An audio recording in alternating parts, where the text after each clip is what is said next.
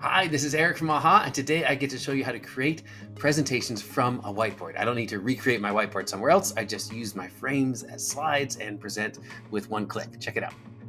Okay, you can see I've got a brainstorming session all set up here. We're going to try to increase product engagement. And then alongside it, I've added these frames. So I've got an agenda, strategic goals, a little bit of user research I did. They're really pretty. I did not create them from scratch. I'm not that good. I used one of our mini templates from the template library right here. If we open that up, we actually get 15 slides, a whole framework that I can customize to my own needs.